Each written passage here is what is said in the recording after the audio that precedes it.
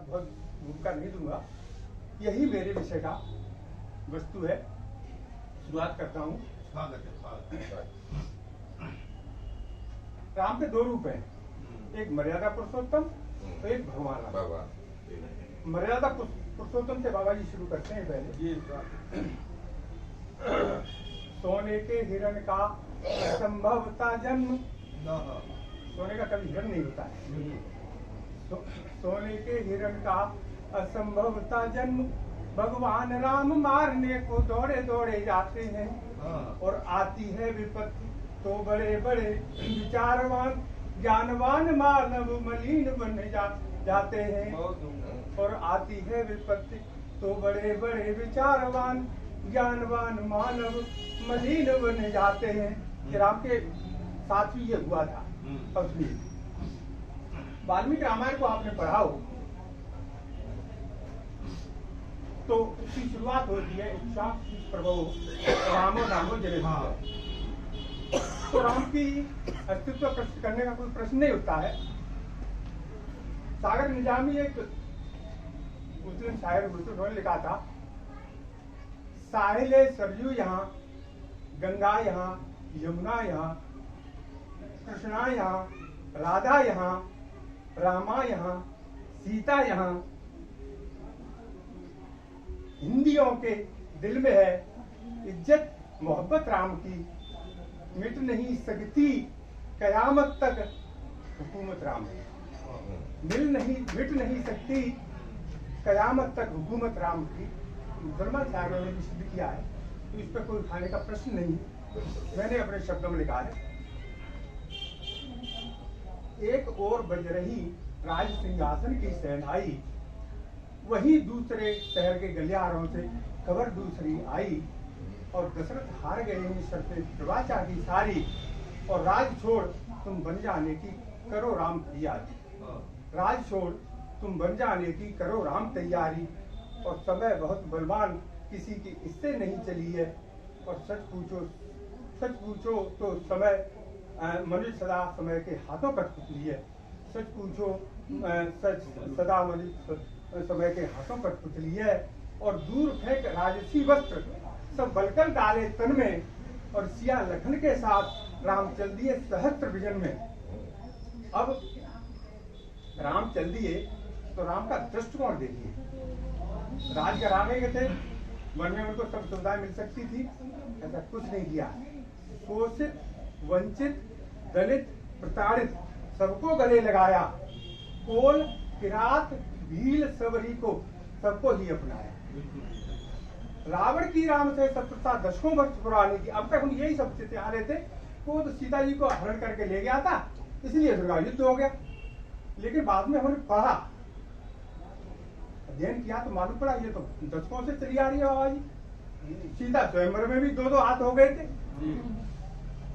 रावण की राम से शत्रुता दशकों वर्ष पुरानी थी, कई अवसरों पर दोनों ने शक्ति परस्पर जानी थी, किंतु पर राघव के पौरुष का वह भली बात ज्ञानी था, तो जानता था।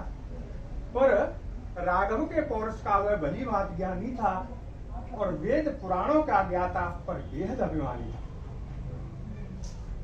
वेद पुराणों का ज्ञाता पर वेद अभिमानी था, और शंभु का वरदायी था, कठिन तपोधारी था, कई सिद्धियों और साधनाओं का संचारी।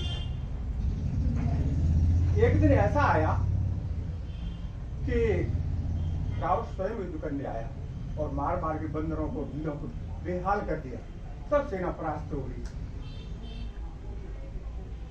लक्ष्मण को मूर्छा आ गई, ये तो विदित है। राम को निराशा हुई। राम मानव थे, तब तक राम पुरुषोत्तम राम नहीं थे, मर्यादा पुरुषोत्तम, तब तक केवल राम थे। उनको निराशा हुई। निराशा में सोचे अब शायद इस सीता का उद्धार नहीं हो पाएगा, क्योंकि राम तो संशय की वह रात व्यथित कर गई राम रघुनंदन को, और ध्यान शक्ति का किया और काटा तम के बंधन को।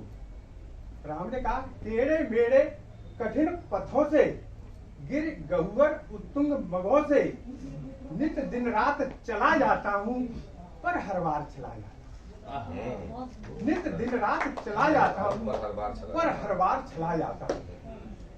विभीषण बैठते उनके सामने, बोला विभीषण मालूम है आपको, हम इतने पौर से आप सब लोग आप कितने अच्छे सेनापति और इसके सामने भी हार गए।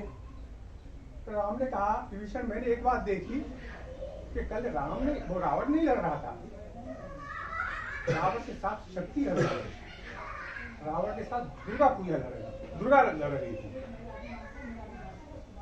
तभी उन्होंने ध्यान शक्ति का किया। उन्होंने विभीषण ने कहा कि ऐसा करो प्रभु, युद्ध हम संभाल लेंगे, तुम दुर्गा को संभालो। तो उन्होंने 9 दिन की पूजा की थी। 158 पुष्प लाए थे और साधना में लीन थे। लेकिन जब पूजा समाप्त होने वाली थी 9वीं के दिन, तब दुर्गा ने उनको परखा, उनकी परीक्षा ली और वो थाली में से पुष्प चुरा लिया। राम जब साधना से बाहर आए तो उन्होंने हो गया, साधना बंद। अब रावण, निराला ने भी लिखा है, निराला ने भी लिखा है कि दिख जीवन जो सहताई आया है विरोध, दिख साधन जिसके लिए सदा ही किया शोध, जानकी हाय उद्धार किया का हो न सका, पर एक और मन था राम का जो न थका। राम ने कहा कि मेरी माता मुझे बचपन में राजीव लोचन कहा करती, राजीव नयन कहा करती, मेरे 2 नयन है कमल जैसे, उनमें से एक चला। तो उन्होंने बाण को जैसे ही लिया और अपनी नाक और उसमें आंख में लगाया, तो प्रकट हो गई, देवी प्रकट हो गई। पुरुष, मैंने लिखा है पुरुषोत्तम की कठिन साधना की परित वरदान हुई। पुरुषोत्तम की कठिन साधना की परित वरदान हुई और जय होगी कहते देवी अंतर ध्यान। भगवान को आशीर्वाद दिया, राम को आशीर्वाद दिया, जय होगी करके देवी अंतर ध्यान हुई। अब आइए, राम निश्चित हो गए। अब दूसरे पक्ष पे आते हैं। रावण सीता को हरण करके ले गया था। चल प्रपंच से याचक बन के सीता को हर लाए हो, कहो कौन सा काम वीरता पौरुष का कर लाए हो। जब कोई संतान किसी की जबरन हत्या लेता है, अपना सत्यानाश भाग्य में उस पर ही लिख लेता है। वहां राम के बाण सामना, जो मंदोदरी को आभास हो गया था कि अब इसका अंत निश्चित, तो वो समझा रही थी, वहां राम के बाण सामना तुम कैसे कर पाओगे, लक्ष्मण के शक्तिवानों को कभी नहीं सह पाओगे, लक्ष्मण के शक्तिवानों को कभी नहीं सह पाओगे। और मंदोदर की बात, शायद जी मंदोदर की बात दशानन अगर समझ में आ जाती तो फिर उसके सर्वनाश की गाथा नहीं लिखी जाती है। मंदोदर की बात अगर समझ में आ जाती तो फिर उसके सर्वनाश की गाथा नहीं लिखी जाती। और अहंकार मानव को कितना कपटाचार सिखाता है, अहंकार मानव को कितना कपटाचार सिखाता है और वही उसके विनाश का कारण ही बन जाता है। और जो दशकंद गिरा धरती पर ले पापों का माया जाल, जो दशकंद गिरा धरती पर ले पापों का माया जाल, हुई सत्य की विजय असत पर हुआ राम का राज बहाल, हुई सत्य की विजय असत पर हुआ राम का राज बहाल। कंपित होने लगी दिशाएं, हर्षित हो मुस्काई सृष्टि, महक उठा ब्रह्मांड धरा पर हुई पुष्प गुच्छों की वृष्टि। और व्योम से तड़ित देव की गिरा धरा पर आई, हर हर बम का महाघोष, फिर हर हर बम का महाघोष, फिर जल नब्बे दिया सुनाई। और तड़ित के व्योम वेग से हवा गिरा धरा पर आई, अच्छाई की बुराई, अच्छाई की विजय, बुराई का साम्राज्य ढलेगा। बाबा जी, अच्छाई की विजय, बुराई का साम्राज्य ढलेगा और युगों युगों तक इस प्रतीक का पुतला सदा गिरेगा। ये हुआ। अब राम भगवान बन गए। देखिए, अब आइंदा मुझे समझता इतने श्रोता राम के अस्तित्व को शायद नहीं नकारेंगे, और जो नकारे उनको भी जवाब माकूल देंगे। क्यों जी? जी बिल्कुल। इनसे जरूर आज ही भरवा लो। राम, मैं तो कविता को सत्संग समझ के सुन रहा हूँ आपसे। राम बहुत अच्छा खींचा। राम बसे हैं कड़कड़ में, जनगण मन के अधिनायक हैं, विश्व नियंता और सृष्टि की धर्म ध्वजा के वाहक हैं। विश्व नियंता और सृष्टि की धर्म ध्वजा के वाहक हैं। राम हमारे इष्ट देव हैं, शुचिता के परिचायक हैं, मर्यादा के पुरुषोत्तम है, संस्कृत के नायक हैं।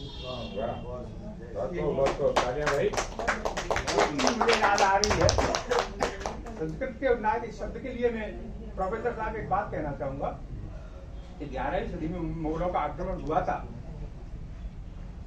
तो पृथ्वीराज चौहान के पास भी बहुत सारी चीजें, लेकिन हारे सब मुगलों से सब हारे।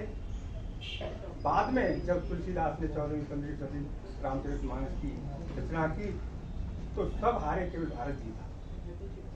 संस्कृत का उन्नयन हुआ। इसलिए राम हमारे इष्ट देव हैं, संस्कृत के उन्नायक हैं, मर्यादा के पुरुषोत्तम हैं और मर्यादा के पुरुषोत्तम है, शुचिता के परिचायक है। मर्यादा के पुरुषोत्तम है, शुचिता के परिचायक है। और राम की एक और विशेषता है, जीव जहाँ से शुरू होता है और जहाँ थम जाता है, जीवन जहाँ शुरू होता है और जहाँ थम जाता है, यानी जन्म हो तो भी राम राम और थमे जीवन जहाँ शुरू होता है और जहाँ थम जाता है, राम नाम के ध्यान मात्र से ही सार्थक बन जाता है।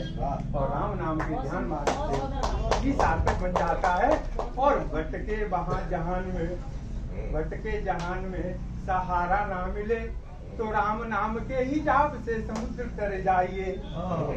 भटके जहान में सहारा ना मिले तो राम नाम के ही जाप से समुद्र तर जाइए। और मुक्त ना मिलेगी यत्र तत्र घूम घूम, राम नाम के ही डोले में जरा तो बैठ जाइए।